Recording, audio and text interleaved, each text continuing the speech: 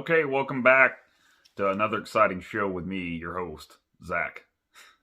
Anyways, uh, first thing I want to talk about, I still can't get my plug-in mic to work. It's going off and on. I'll try to do a test recording and it won't work, and then I'll go back later, and then all of a sudden there's audio, so I'm not really sure what's going on with this stupid mic. But as with everything concerning technology and me, it's never really a smooth process, despite what the tags say on the merchandise that it's easy as 1, 2, 3 or whatnot. With me, it's never that fucking simple. There's always some speed bump or just something minor that is preventing me from forward progress, and that's just the nature of the beast in my life. I've gotten used to it by now. Hell, as a matter of fact, I had a little episode all to myself yesterday evening in my house because I thought I lost my heart rate monitor I've been doing DDPY yoga with. Speaking of DDPY, it's Diamond Dallas Page Yoga now. If anyone's interested in getting into shape or you're injured and trying to recover, I recommend trying that out. Trying that app out. The first week's free, and you can do a month subscription, or you can do a whole year like me. I've been doing it for 5 weeks now, and it's pretty good. I've been told by some I know that it looks like I've gained weight, but by others it looks like I've lost weight, so I'm not really sure. But we'll see later on. I'm only in the intermediate program. It's pretty tough for me. It's not your typical yoga, like something that your mom or aunt goes to every week or before, when times are normal, obviously, with stupid COVID now, which I'll get into here in a little bit later. But it's not like that. You can do it from home. Do it off your phone or your computer. And I have a Bluetooth heart rate monitor, which I found, by the way. It was in my shorts pocket. But you can track the calories that you burn, and I think it's pretty neat, pretty interesting. So, anyways, moving on. Tampa Bay Buccaneers, they win the Super Bowl. Today is Thursday, so they won on Sunday. This past Sunday. Congratulations to the Buccaneers and Tom Brady. I know I picked the Chiefs to win, but I was wrong. So it wasn't like I really looked into a lot of analytics or anything. I'm not one of those smart people like Brett Coleman or anything like that. But I mean, things like this happen all the time. There's upsets that happen. I'm not saying it was a big upset or anything, but I expected the Chiefs to win. They've been playing pretty strong all year long. But no, they got the brakes beaten off them, and Tom Brady wins a seventh. Pretty remarkable. I'm not a huge Tom Brady fan. Not that I have no animosity towards the individual or not. There are some people on the far left that hate his guts because he was seen with a picture or interview, and he had a MAGA hat behind him in the locker room, and I guess that was his hat or something. But I know he's not real outspoken politically, as some other athletes or celebrities are. But in any case, I don't understand why politics are just very divisive these days. But of course, a lot of people now are shitting on him because of that MAGA hat. Whatever, pretty silly in my opinion. But anyways, congratulations to him and the Buccaneers. They're not the Yuccaneers this year, are they? But anyways, moving on. Oh, yeah, here's a good topic. The stimulus checks. We've already had a couple within the past year. We had last spring we had the $1,200 one, and then back in, was it January?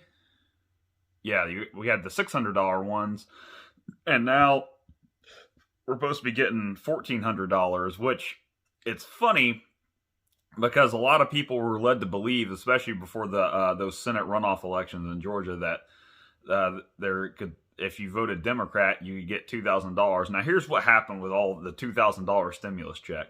So Donald Trump, when he was still president, obviously he basically already lost the election. But when they signed that humongous stimulus bill that absolutely no one read, it was over 5,000 pages or something like that, and nobody read it. They all just voted, for the most part, all voted on it.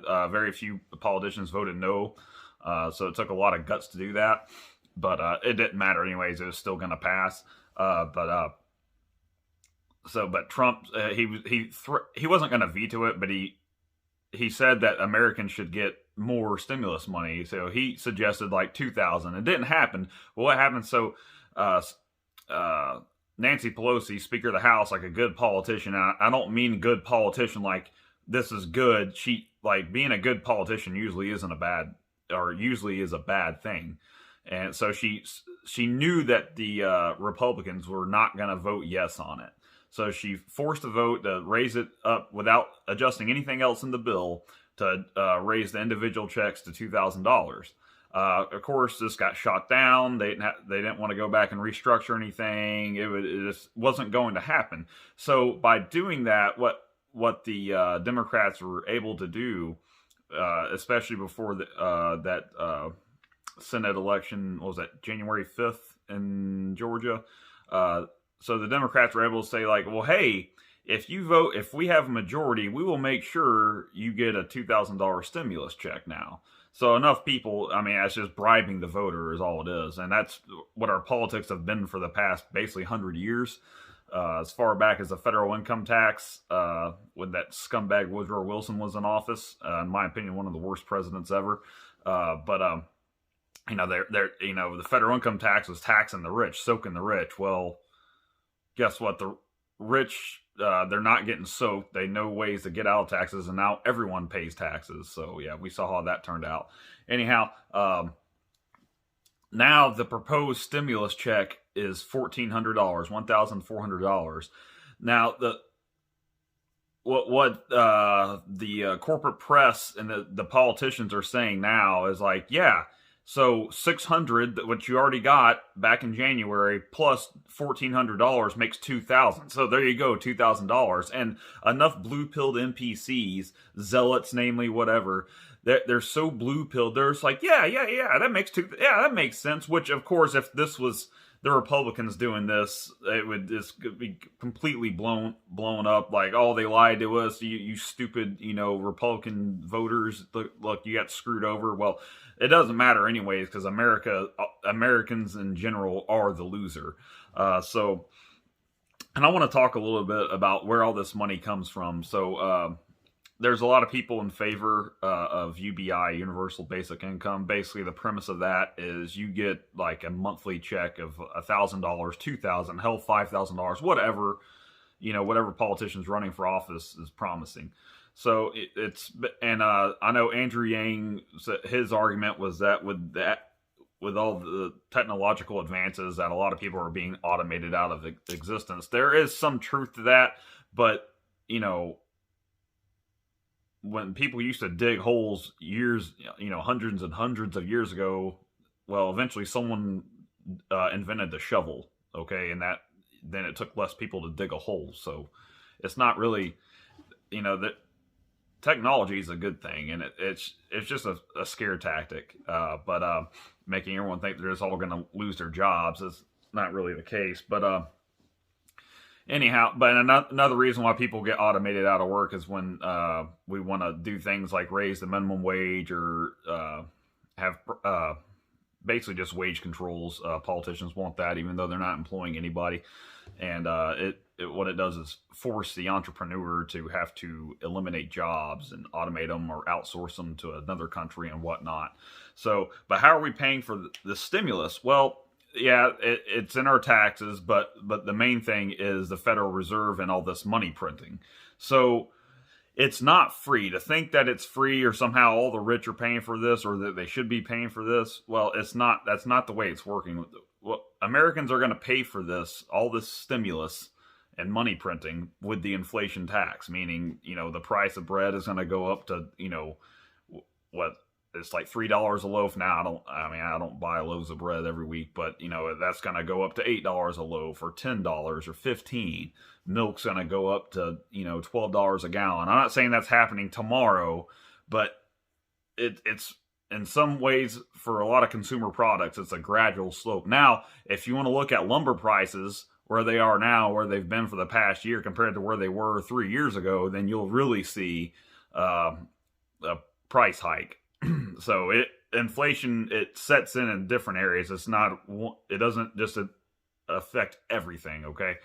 So Americans will have to pay the inflation tax, and and that's how we're going to pay for it. So nothing's free. Just remember that.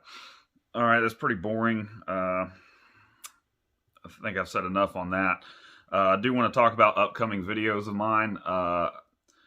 As a former Marine, I was in for 9 years. I will be having some videos on things military related. Now, I wasn't special operations or anything like that. I'm not going to lie to you and try to imply that I was or anything. Yes, I was infantry, but that was just basic, regular foot soldier, painting rocks infantry. That's all I was. Nothing special.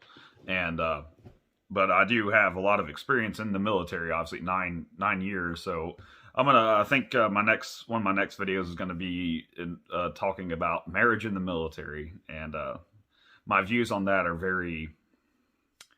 they're very honest, but they're probably not very popular. But then again, many of my views, that's what my opinion is, and a lot of people don't like them. And then another topic I want to address later on down the road is people, whether they're in convenience stores or checkout lines at fast food restaurants or gas stations, whatever, they're holding up the line. Inconsiderate shoppers, I call them. I might make a video of that later on. In the meantime, hope everyone has a good week. And it's been boring for me. I've been off work all week. I will be working this weekend. But other than that, take it easy, and I'll see you guys later. Later, suckers.